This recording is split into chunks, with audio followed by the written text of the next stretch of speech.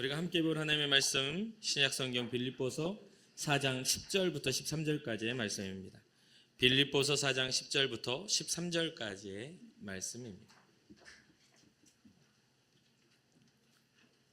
빌립보서 4장 10절부터 13절까지 우리 한 목소리로 합독하도록 하겠습니다. 내가 주 안에서 크게 기뻐함은 너희가 나를 생각하던 것이 이제 다시 싹이 나미니 너희가 또한 이를 위하여 생각은 하였으나 기회가 없었느니라. 내가 궁핍함으로 말하는 것이 아니니라. 어떠한 형편에든지 나는 자족하기를 배웠노니 나는 비천에 처할 줄도 알고 풍부에 처할 줄도 알아. 모든 일 곧 배부름과 배고픔과 풍부와 궁핍에도 처할 줄 아는 일체의 비결을 배웠노라. 내게 능력 주시는 자 안에서 내가 모든 것을 할 수 있느니라. 아멘. 빌립보 교회는 사도 바울이 2차 전도 여행 가운데 마게도냐 지역의 지방을 지나가다가 첫 번째로 세운 교회입니다. 사도행전 16장에 보면 빌립보 교회가 세워지는 그 배경과 사건이 나오죠. 어떻게 보면 유럽 최초의 교회라고도 할 수 있습니다. 이후에도 두어 번 정도 추가 방문을 하게 됩니다.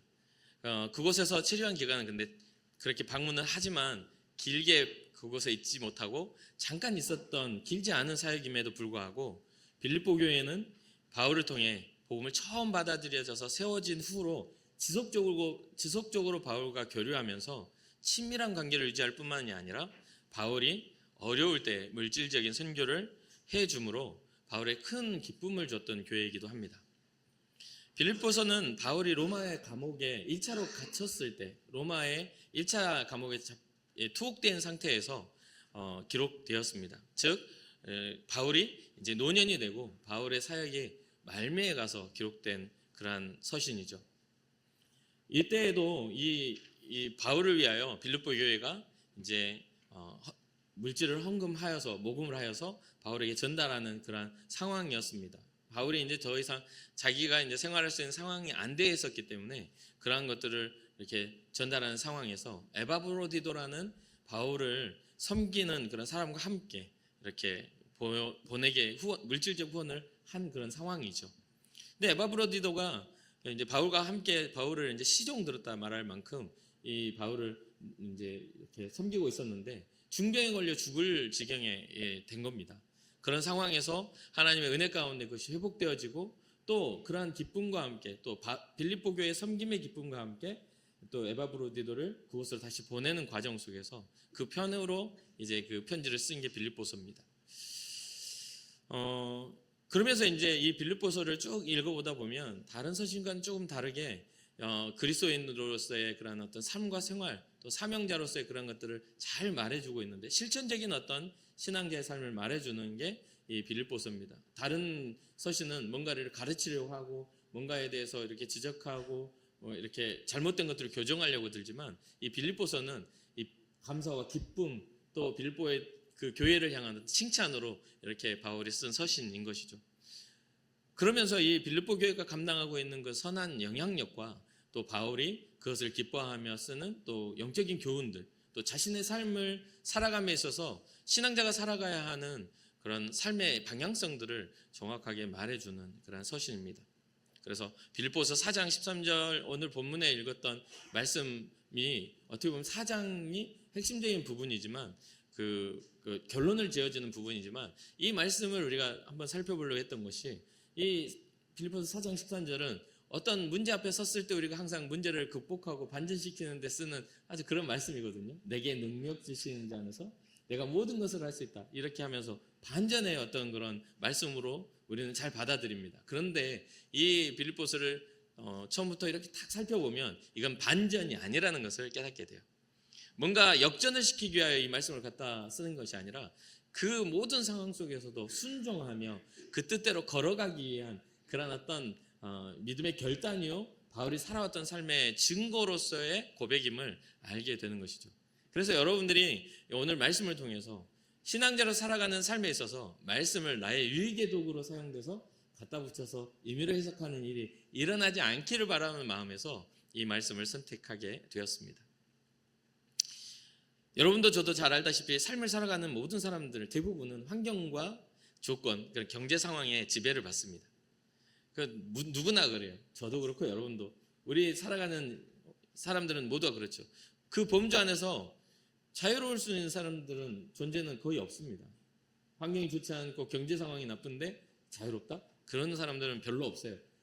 아주 없다라고 할 수 없어요. 그것을 극복하고 초월적인 삶을 살아가는 사람들이 분명히 있기 때문에 아주 없다고는 할 수 없지만 대부분 우리는 경제와 환경에 영향을 받죠.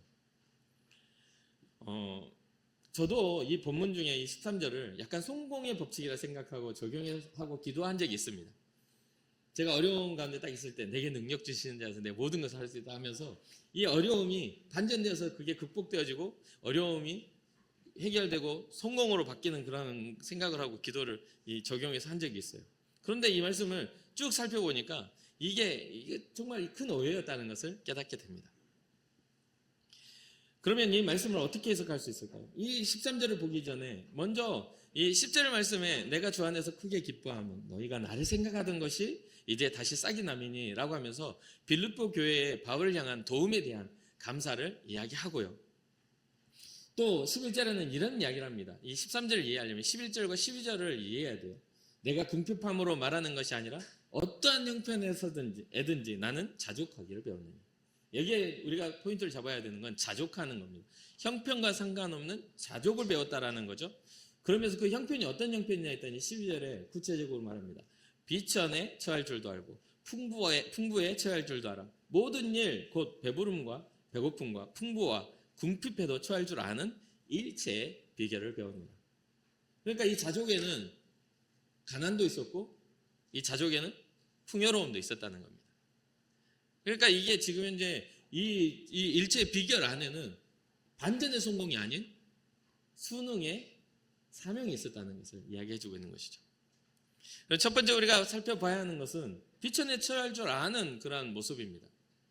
바울은 자신이 비천에 처할 줄 아는 자라고 말을 하면서 이것은 연결되는 게 뭐가 있냐면 배고픔과 궁핍이라는 단어를 사용하면서 이것을 연결하고 있습니다.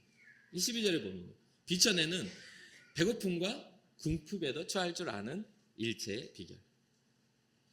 옛말에 여러분 아실 거예요. 3일 굶어 남의 집 담 안 넘을 사람 없다라는 이야기가 있어요.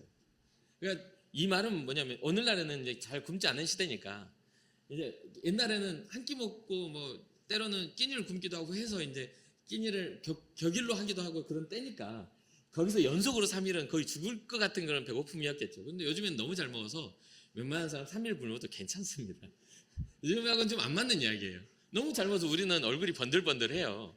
그러니까 그런 건 안 맞지만 옛날에 그런 이야기들이 있었다는 거죠. 이 말은 무슨 뜻이냐면 어떤 사람이든지 극심한 가난을 경험하면 극심한 배고픔과 가난을 겪게 되면 남의 집 담을 넘는다는 건 도덕적 가치가 아무 쓸모가 없어진다는 거죠. 내가 죽게 생겼는데 지금 남의 담이라도 넘어가가지고 해야지. 그래서 가끔 이제 우리 교회의 이야기들, 특히 우리 교회 안에 옛날 목회를 하셨던 목사님들의 이야기들을 가끔 들어보면요. 저는 이제 성미가 있었을 때, 저 어린 시절에는 성미를 이렇게 그 성도님들이 이렇게 자기 식사할 때 조금씩 해가지고 성미를 모아서 일주일간에 모아놓은 거를 이렇게 교회 오면 이렇게 성미 주머니 같은 데다가 넣어가지고 교회 그 쌀독에다가 막 이렇게 넣었던 기억이 납니다. 시골에서 그랬었어요. 먹을 게 많이 없는 시대였었잖아요. 그러니까 그렇게 했는데 그런 부분들에 보면은 이 사역을 하시다가 어떤 목사님들은 이제 신방 가고 뭐 하면 이제 신방을 딱 맞이하면 성도들이 막 정성껏 뭔가를 준비를 하잖아요. 그럼 뻔히 그 집안의 상황이 안 좋은 걸 알고 그 전날에 가가지고 그 부엌에 옛날엔 불을 떼서 하는 그 솥단지에 자신의 쌀을 부어놓고 오고 막 이랬다는 이야기도 심심치 않게 들었습니다. 그러니까 뭐냐면 이 서로가 서로를 돌보며 가난에 대해서 서로 이해하며 그것에 대해서 공감하며 또 그것으로 인하여 선한 역사와 사역들이 일어나는 거죠. 그러니까 너도 힘들고 나도 힘든데 선한 마음을 품은 사람은 상대의 힘듦을 더 먼저 생각하고 도와줄 수 있는 선을 가졌던 때가 우리 초대교회 기독교의 역사 속에 있는 겁니다. 그 말은 뭐냐면 이게 굉장히 선한 영향력인 겁니다. 극심한 가난에 처하면 남의 집 넘는 것도 도덕적 가치가 이게 아무 쓸모가 없는 거예요. 내가 죽게 생겼으니까 뭐라도 먹긴 먹어야 되고 뭐 이런 이야기인 거겠죠. 성경에서도 가난과 궁핍에 대한 인생고를 돌보시는 하나님에 대한 이야기가 굉장히 많이 나옵니다. 요즘에 이제 컴퓨터로 이제 성경 단어를 치면 그 구절에 대한 것들이 쫙 나와요. 요즘에는 아주 좋은 시대죠. 일일이 성경 다 읽어가지고 찾아 별표 치고 이렇게 안 해도 그러면 가난에 대한 이야기 쫙 나오는데 정말 많습니다. 생각보다. 여러분 관심 있으시면 한번 쳐보시면 좋은데 진짜 많이 나와요. 근데 거기에 시편 기자가 109편에 22절에 이렇게 말합니다. 나는 가난하고 궁핍하여 나의 중심이 상함입니다. 이게 너무 가난하고 궁핍하니까 중심이 상한다 이 말이에요. 이게 우리 인생에 갖고 있는 인생고의 가장 본질적인 부분 아니겠습니까? 그러면 왜 가난이 나오고 왜 궁핍함이 왜 나온 것이죠? 왜 그런 현상이 일어난 겁니까? 그건 하나님이 불공평하셔서 그런 걸까요? 그렇지 않아요. 우선은 하나님 앞에서 이러한 가난과 궁핍이 오게 된 것은 아담과 하와의 범죄 이후에 안전하게 우리가 보호받았던 에덴에서 쫓겨남으로 아담의 죄의 결과가 뭡니까? 수고하고 땀을 흘려야 땅이 소산을 내어주는 것이 되어버렸잖아요. 그러니까 하나님 앞에서의 그런 단절이 더 이상은 호의롭게 사람에게 모든 하나님 만드신 세상 만물이 호의롭게 반응해주지 않는 그런 상황들이 오게 된 겁니다. 그래서 땀을 흘리고 수고해야 되니까 땀을 덜 흘리고 수고를 덜한 사람은 어떤 현상이 일어나죠? 남의 것을 빼앗아야 되는 거예요. 그게 인류의 역사에 나타난 전쟁의 역사입니다. 전쟁의 시작이죠.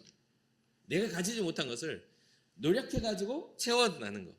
그래서 고대에는 여러 가지 어떤 약탈과 부족 국가 상황에서는 그러한 것들이 많이 일어났던 거 아닙니까? 우리가 그거를 특별히 공부하지 않아도 그것은 당연하게 오늘날에도 일어나는 거니까요.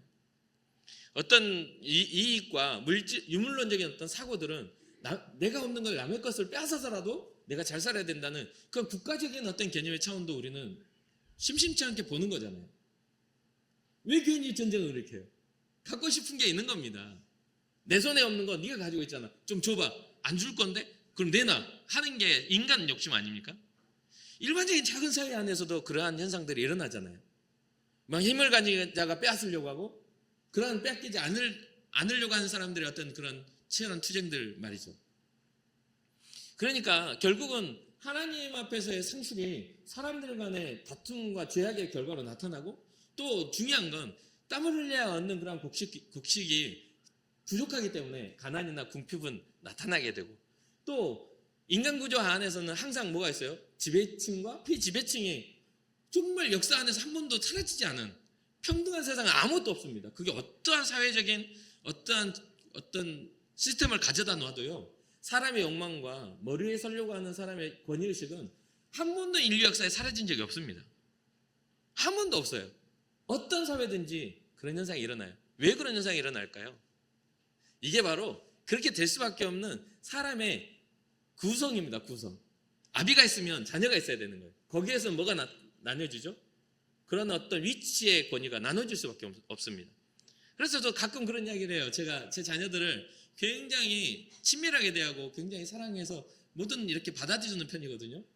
그런데 그렇게 하다 보니까 이 아이들의 사춘기가 오니까 이게 아비인지 친구인지 이게 구분이 안 되는 때가 와요. 그래서 막 이야기를 하다가 한참 전이죠. 이제 우리 애들 다 컸으니까. 우리 큰애가 이제 중학교쯤 되니까 거의 한 8, 9년 전입니다. 그때 막 한참 이야기하는데 얘가 막 흥분해가지고 막 하다가 제가 한참 듣다가 얘야 너 눈 똑바로 해. 너 눈 돌아간 것 같아. 정신 차려. 난 네 친구 아니야. 아빠야. 라고 한 적이 있습니다. 진짜. 그렇게 될 수밖에 없는 거예요. 결과적으로는 아빠라는 것을 주장할 때에는 아빠의 힘이 더 세야 되는 거잖아요. 그러니까 힘의 논리에 의해서 세상은 이렇게 결정되어 있는 거죠. 가난과 궁핍도 마찬가지입니다. 누군가가 많이 가지면 누군가는 적게 가져야 되는 게 이 물질의 이동입니다. 그냥 막 무한적으로 솟아나는 게 아니기 때문에 내가 많이 가졌다는 것은 누군가의 것이 내게로 많이 이동해 왔다는 거잖아요. 그러한 부분들의 그러한 것들이 가난이라는 어떤 형성을 하는데 누군가는 그 가난에 의해서 뭐가 상한다? 마음이 상하는 겁니다. 중심이 상하는 거예요. 그래서 그러한 것에 머무르는 게 아니라 또 그러한 부분에서 성경은 뭐라고 하냐면 잠언 30장 9절에 이렇게 말도 해요. 홍내가 배불러서 하나님을 모른다. 여호와가 누구냐 할까 하오며 혹 내가 가난하여 도둑질하고 내 하나님의 이름을 욕되게 할까 두려워함이니이다. 그러니까 그냥 신앙이 없는 사람들에게는 단순하게 중심이 상하고 말 일이지만, 신앙이 있는 사람에게는 내가 배불러가지고 너무 많이 가져서 하나님 앞에 내가 교만해질까 하고, 내가 너무 가난해서 누군가의 것을 훔쳐서 주님의 이름에 욕되게 할까 합니다라는 그런 두려움을 갖고 사는 게 또 신앙자라는 거죠. 배부름의 평안으로 하나님을 잊거나 너무 가난해서 하나님 앞에서 하지 말아야 할 10계명 중 하나, 도둑질하지 말아라 라고 하는 것들을, 하나님 싫어하시는 것들을 넘어서는 그냥 기본적으로 하나님이 우리에게 형성하신 도덕적인 개념을 상실해버리는 그런 상황 속에 들어가는 것들에 대한 두려움. 바울은 사실 예수님을 만나기 전에는 모든 것을 가진 사람이었습니다.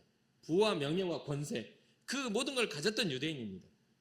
그런데 예수님을 만난 후에는 이 모든 것들을, 가졌던 것들을 다 내려놓고 박해와 고난 가운데 들어가 예수님을 위한 삶을 살았던 사람이죠.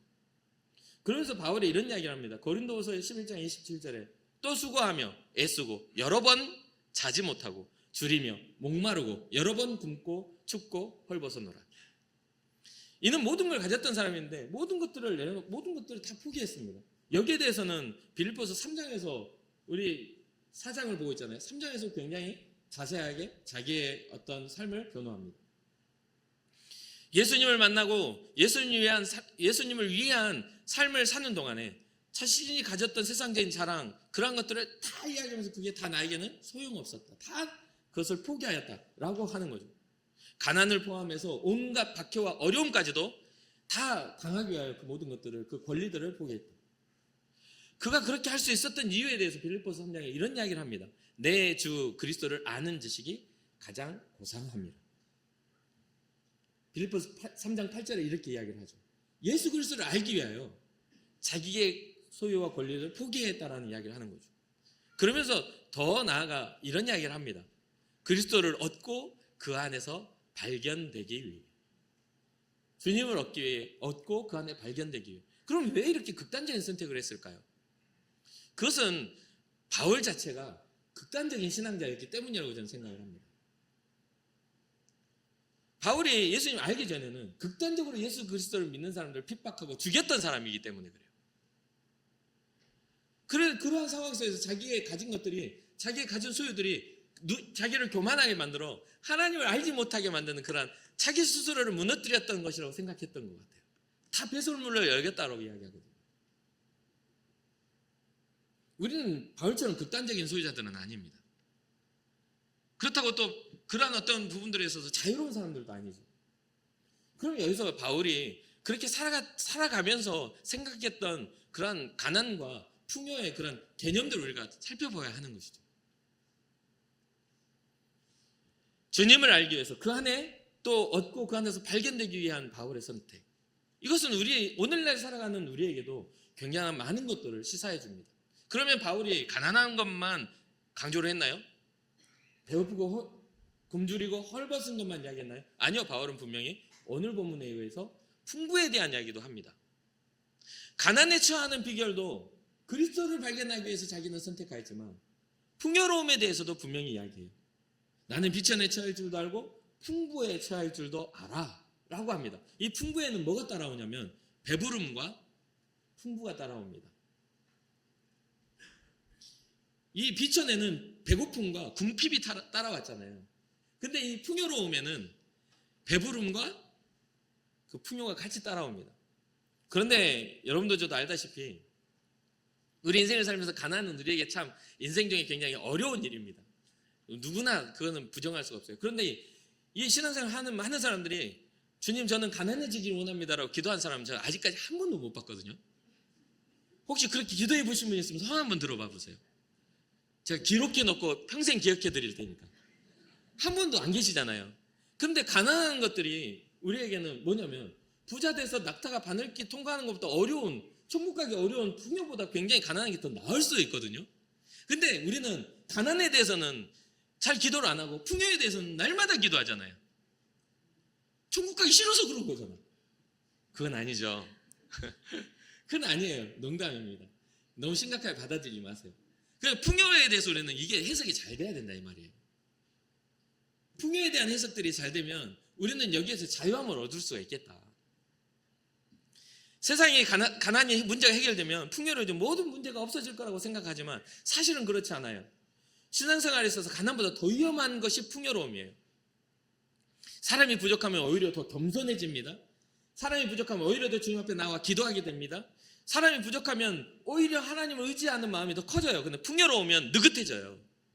더 이상 주님에 대해서 열심히 기도할 이유를 찾지 못하게 되고, 내가 열심히 살아야 될 이유를, 주님 앞에 내가 사명자로 살아야 될 이유를 잘 발견하지 못해요. 우리가 보여주는 게 주님 앞에서의 불편한 이 신앙자의 삶보다 편안한 세상 삶이 더 많거든요. 누릴 수 있는 게 더 많아져요. 풍요는 그렇습니다. 그러니까 아까 잠언의 그 기자가 아굴의 시편이 잠언이 그런 겁니다. 내가 배불러서 하나님을 모른다. 여호와가 누구냐 할까 하오며. 우리는 안 그럴 것 같죠. 그런데 우리의 삶에서 그게 드러나요. 편안해지고 문제 없어지면 느긋해져요. 주님이 내 삶에 나의 생명의 근원이신데도 감사가 사라지고 내가 어떤 잘난 맛에 사는 것이 사람이라는 거죠. 이러한 일들은 어렵지 않게 우리 삶 속에서 쉽게 일어나는 현상입니다. 그렇다면 어떻게 해야 돼요? 풍요로움을 거절해야 될까요? 그렇지 않아요. 이 풍요로움을 어떻게 사용할까에 대한 바울의 심정을 보시라는 이야기죠. 바울은 텐트 메이커였어요. 천막지기라 이 말이에요. 텐트 스스로 자비량으로 자기가 가지고 있던 모든 권리를 포기하고 자기 삶을 포기한 게 아니에요. 최소한의 자기의 어떤 복음을 위한 노력, 정말 전도 여행 속에서 자기가 노력해서 돈을 벌어서 이렇게 했어요. 그런데 때로는 그렇지 않겠어요? 텐트가 잘 만들어져서 많이 벌기도 하고 때로는 잘 벌어지지 못하기도 했을 거 아니에요. 그런데 바울의 삶의 목적은 뭐냐면 그 물질과 상관없이 복음의 전함에 있었다는 겁니다. 그래서 빌립보 교회가 후원하여 물질이 좀 풍요로워질 때도 그것은 무엇을 위해? 복음을 위하여 자신의 삶의 방향성을 위하여 쓰여지는 그러한 선한 도구가 물질이었다는 것이죠. 그러니 배부름도 풍부도 일체의 비결로서 내가 비천에 처할 줄도 알고 풍부에 처할 줄도 아는 그러한 어떤 일체의 자족함. 이 말은 뭐냐면 주님이 주신 만큼의, 주님이 허락하신 만큼의 그러한 복과 은혜들에 대해서 순응하며 그것을 선용할 수 있는 마음이 바울 속에 있었다는 것이죠. 그러니까 11절에 내가 궁핍함으로 말하는 것이 아니라 어떠한 형편에서든지 나는 자족하기를 배웠다 라고 이야기하는 겁니다. 사회적으로 국민소득이 어느 정도를 넘어서면 교회활동이 둔화된 현상이 사회적으로 실제로 나타난다고 합니다. 여러분들이 느끼시다시피 우리 한국교회도 지금 현재 그런 둔화 현상이 아주 가속화되고 있죠. 특별히 우리나라는 요즘에 탈종교화 현상이 많이 빠르게 일어나고 있는데 그 중에서도 탈종교화 중에서도 탈기독교 현상이 엄청나게 빠르게 일어나고 있습니다. 굉장히 기독교가 뭔가 독재적인 그런 요구를 하는 그런 종교로 자리 잡고 있어요. 이제까지 이 선대가 많은 우리 앞선 세대 여러분들이 지금 그 앞선 세대의 믿음으로부터 지금까지 오신 긴 세월을 신앙생활 하신 분들도 있겠지만 앞선 세대의 그런 어떤 믿음의 사람들의 헌신이 있어요. 물질의 헌신, 그리고 교회를 향한 몸의 헌신, 또 시간의 헌신들이 엄청나게 쌓여서 이 오늘날 한국 교회를 형성했다고 봐야 돼요. 새벽부터 일어나서 정말 이 나라를 위한 마당 쓸기부터 해서 기도하기부터 해가지고 또 철야와 또 새벽 기도와 여러 가지 어떤 금요철야 해가지고 여러 가지 것들이 이 나라 사회의 어떤 모든 도덕성이나 어떤 으쌰으쌰 일어나는 어떤 소망에 대한 이야기들을 기독교가 써갔다고 저는 생각을 합니다. 그런데 요즘에 이 탈기독교 현상 중에 지난번에 잠깐 말씀드렸는데 이제 이런 설문을 했어요. 기사를 찾아봤습니다. 배우자 종교로 피하고 싶은 3대 종교 이런 설문을 했어요. 그랬더니 기독교가 몇 퍼센트냐면 96.4%입니다. 불교가 2.6%입니다. 천주교가 0.9%입니다. 그럼 기독교와 천주교를 합치면 27.3%입니다. 아니 97.3%입니다. 그러면 100명 중에 97명이요. 기독교가 아니었으면 좋겠다고 이야기하는 겁니다. 내 배우자는 기독교가 아니었으면 좋겠다. 그 말은 무슨 뜻이냐면 기독교가 추구하고 있는 선한 가치를 들여다보기 이전에 기독교가 보여주는 그런 것들에 거절을 하는 겁니다. 기독교는 도덕적이어야 돼요. 또 기독교는 유일하신 참 하나님을 믿는 종교입니다. 유일신 사상이에요. 그리고 그 안에 오직 예수 그리스도만이 우리를 구원한다라는 그러한 어떤 예수 그리스도의 생명신앙이 우리 가운데 있어요. 그런데 많은 세상을 살아가는 사람들은 너희들만 구원받는다고 그러냐? 그럼 다른 사람들은 어떻게 생각하냐? 여러분 유중에 앉아서도 그런 생각을 가지신 분이 있을 수도 있습니다. 그냥 진짜 예수님으로 인하여 구원받아서 이 자리에 앉아 있는 게 아니라 그냥 어쩌다 보니 선택한 종교여서 여기 앉아 계신 분도 있을 수 있죠. 다른 이름을 주신 적이 없다라고 하는 예수 그리스도 아니면 하나님은 구원하시지 않겠다는 하나님의 계획이 분명히 있음에도 불구하고 이건 창조주의 계획이거든요. 우리가 그것을 옳다 그르다 할 수 있는 상황이 아닙니다. 그런데 그런 부분들에서 사람은 자기 소견대로 자기의 가지고 있는 생각과 인식과 사회적인 현상대로 그것을 해석하기 시작하면서 그러니까 사람들에게 지적인 것과 주체적인 것들이 더 강하게 생겨나면서 하나님에 대한 그런 어떤 것들을 거절하기 시작하는 게 그런 어떤 잘 사는 사람들의 특징이라는 거죠. 잘 사는 사회의 특징이라는 거죠. 그러니까 마음대로 살고 싶은데 결국은 마음대로 살지 못하게 합니다. 그것은 하나님이 원하시는 게 아니라고 말합니다. 그러니까 마음대로 살고 싶으면 어떻게 해야 돼요? 교회를 떠나야죠. 잠시 잠깐 덮어둬야죠. 기독교인 걸 덮어야 할 것 하고 또 주님은 사랑이시니까 와서 열어서 회개하고 또 하고 싶은 거 하면 덮어서 할 거 하고 또 와가지고 회개하고 이러면 끝이죠. 그럼 누가 뭐라고 하겠어요? 양심이 그렇게 하라면 하는 거지. 근데 주님은 알고 계십니다. 그러니까 주님이 알고 계시다라고 단상에서 끊임없이 말하니까 너무 이게 찔려. 불편해. 그러니까 그 자리에 피해서 그냥 아무한테도 찔리지 않을 거리 내에서 예배를 드리면 되니까 이제 뭐 온라인 예배도 드리고 뭐 드리고 하겠죠. 각자의 이유를 가지고. 어쨌든 다음 세대와 사회적인 그런 기독교 배척이 굉장히 심화되어져 가고 있는데 이게 한국 땅입니다. 그럼 여러분들이 장가십 잘 보내시려면 후대에 잘 보내시려면 교회를 떠나게 하시면 돼요. 그러면 선택할 수 있는 97명이 있어. 무슨 말인지 이해가 되십니까? 교회를 떠나게 하면 여러분들의 자녀들이 결혼 잘할 거예요. 97명을 선택할 수가 있어. 근데 교회 안에 있으면 2.7명을 선택할 수가 있어요. 신앙생활하는 2.7명. 정말 희귀해요. 100명 중에 3명도 안 된 사람을 선택해야 되는 거예요. 그래서 요즘에는요, 교회 안에 청년들하고 제가 오랫동안 이렇게 사역을 하다 보면 청년들 와서 목사님 왜 좋아하는 사람이 생겼는데요. 그래. 근데 안 믿어요. 이렇게 이야기하는 경우들이 진짜 많습니다. 그래서 또 어떤 청년들 오면요. 목사님 왜 교회 안에 있는 사람들 다 저렇게 이상한 사람들만 있죠. 세상에서도 매력 없는 사람이 교회에 다 앉아있는 것 같아요. 와가지고 그렇게 이야기해요. 그럼 제가 웃으면서 너도 그 중 한 명이야 임마. 뭔 소리를 하는 거야. 제가 그렇게 이야기를 하고 그냥 쉽게 넘어가거든요. 근데 그렇게 이야기하는 친구들은 정말 매력이 있고 사회적인 어떤 직장이나 그런 어떤 그런 것들을 가지면서도 주님을 잘 믿으려고 하는 그런 친구들이거든요. 그래서 교회 안에서 웬만하면 교회 안에서 사람을 만나서 결혼을 하고 싶은 그런 열망을 가진 그런 친구인데 아무리 눈 씻고 생각해도 그게 없는 거예요. 다 이상한 거예요. 자기 눈으로 봤을 때는 능력도 안 되고 뭔가 진짜 세상에 버림받아서 온 사람들 같은 사람들이 천천히 앉아있는 거죠. 다 그렇진 않지만 그 친구의 눈에는요. 그러니까 그럼 반대로 생각하면 어떻게 되냐면요. 100명 중에 2.7% 안에 드는 하나님이 거룩하게 구별한 사람이라는 사실이기도 합니다. 이렇게 희귀한 중에 우상 앞에 절하지 않은 7,000명을 예비하셨던 것처럼 우리를 구별하여 예비한 사람 중에 내가 한 명이 되었다는 자부심이 있다면 그게 좀 좋을 텐데 더 많은 97명이 보이니까 이게 자부심이 아니라 뭔가 패배의식이 자리를 잡기 시작하는 거예요. 그럼 매번 교회 올 때마다 괴로움 속에서 오는 거예요. 괴로움 속에서. 그래서 어떤 친구가 와가지고 어떤 친구가 정말 기독교 리더로 살아간 정말 빈틈없이 살아간 친구가 어느 날은 저한테 와가지고 그러는 거예요. 언제까지 이렇게 살아야 되는지. 내가 언제까지 이렇게 살아야 되는지 너무 숨이 막힌다고. 그러니까 한 번도 누군가에게 그런 이야기를 해보지 않으신 거예요. 왜 그래? 그랬더니 난 너무 힘들다고. 30년이 넘도록 어렸을 때 지금까지 주말이라는 것을 경험해 본 적이 없다고. 그러면서 언제까지 이래야 되냐고 하면서 어느 날 갑자기 난 죽을 때까지 이렇게 살아야 되나? 라는 생각이 들어서 너무 괴로웠다고 그런 이야기를 하는 겁니다. 그러니까 뭐냐면 오늘 청년들이 많이 주장하는 일과 삶과 밸런스가 없는 겁니다. 여러분들 그런 생각 혹시 해보지 않으십니까? 어디 놀러 가고 싶은데 교회 장로님이어서 못 가. 한번 그거 갔다 오는 거 뭐 이렇게 막 죄책감 들어가지고 와가지고 어렵게 이야기를 해.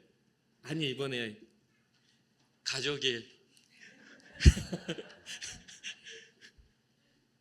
오죽하면 부산에 있을 때 그 장로님이 평생 원로 장로가 될 때 그 편지를 읽는데 그런 이야기 했어요. 평생 나와 함께 살면서 여행 한번 못 가본 우리 권사 고맙다고 그러면서 제가 말씀드리는데 1년에 한두 번 빼드릴 테니 가세요 좀. 장로님 안 오신다고 해가지고 우리 교회가 어때 이상해지는 거 아니니까. 네? 그 가라고 해도 막 가지는 거 아니잖아요. 사실 1년을 살면서 휴가 내야 되는 거고 그렇게 되는 거잖아요. 그것 때문에 여러분 손가락질할 시대는 아니에요 지금은. 괜히 스스로의 율법에 사로잡혀가지고 남 가면은 지키지도 않고 간다는 식으로 쳐다보고 있지 마시고 좀 내가 안 하니까 너도 하지 마 이렇게 생각하지 마시고 여러분의 마음을 여유롭게 갖고 하나님은 율법의 하나님이 아니라 은혜의 하나님이라는 것을 적용하셔서 나에게도 여유롭지만 상대에게도 여유로울 수 있는 문을 열어놓은 교회가 돼야 되지 않겠냐요. 시대가 많은 것들을 누리고 많은 변화를 일으키고 진짜 빠른 속도로 바뀌어가고 있는 시대예요. 요즘에는 청년들이 예배드려 들어오면요 다 아메리카노 한 잔씩 들고 들어와. 그럼 여기 앉아 계신 분들 중에 특히 우리 장로님, 우리 전 장로님 조심해야 되는데 저거 음료수 들고 들어와가지고 이거는 바꿔야 된다고 저한테 와가지고 또 몇 시간 이야기할 수도 있어요. 근데 그게 안 바뀌면 요즘엔 청년들이 못 들어와요. 그래서 웬만한 교회는 어떤 변화가 일어나냐면 의자 자체에 컵홀더가 있어. 그런 문화가 달라졌다 이 말이에요.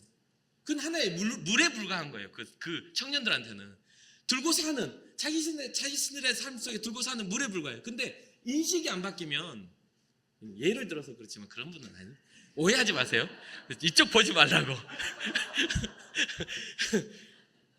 이런 인식이 바뀌고 있는데 우리는 교회가 전통적인 걸 고수하면서 세상이 바뀌는데 엄청 근엄하고 엄청 막 근데 여러분 아니잖아요. 여러분 자녀들 키울 때 지금 이제 여러분들 시대가 그렇다고 해가지고 어허 자녀들한테 그렇게 말씀하시는 분도 있어요.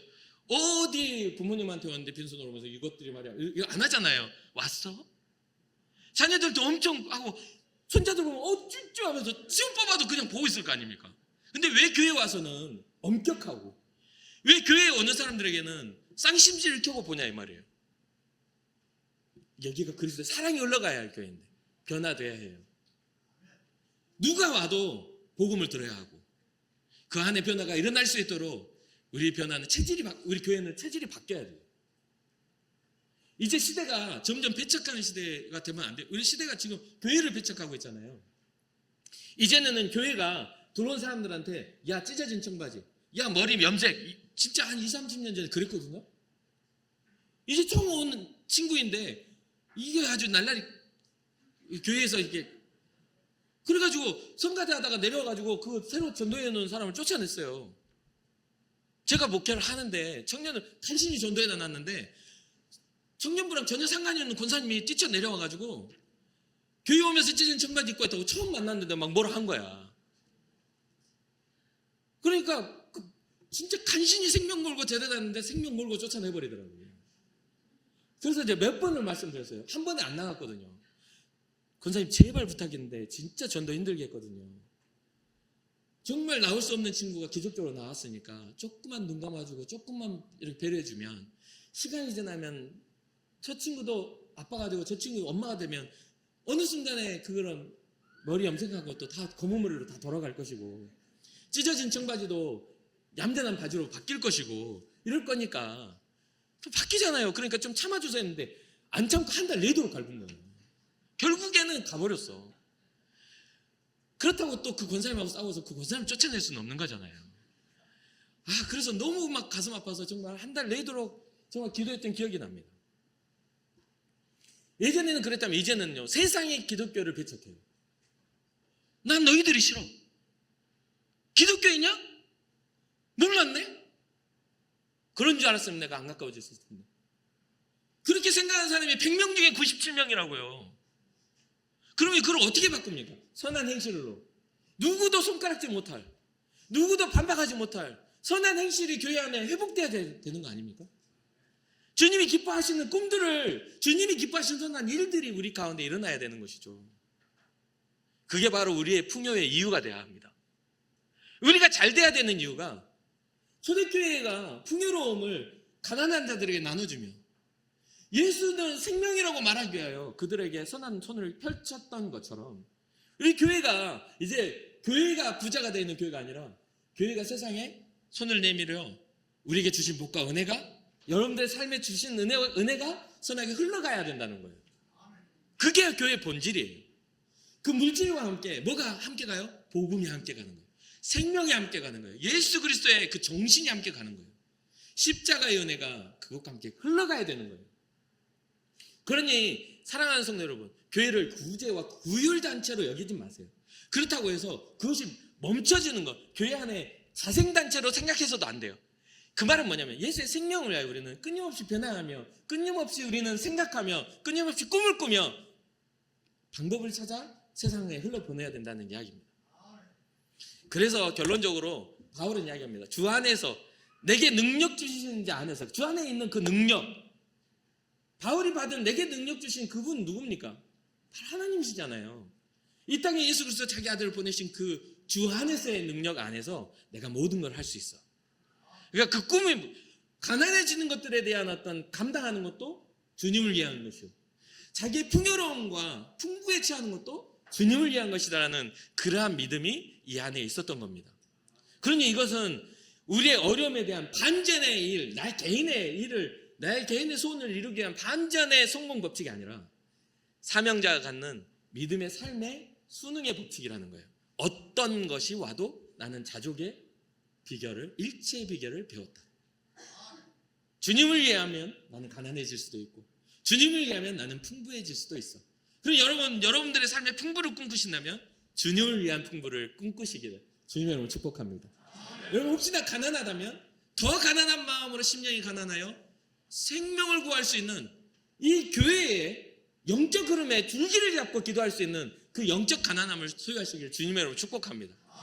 하나 앉아가지고 맨날 나만 가난해 하고 있지 말고 그런다고 해서 가난 해결 안 되는 거니까. 그러면서 결국 나오는 게 뭡니까? 하나님 원망밖에 안 나오잖아요. 왜 나만 가난하게 해가지고. 세상에 가난한 사람이 진짜 많아요. 나만이 아니야.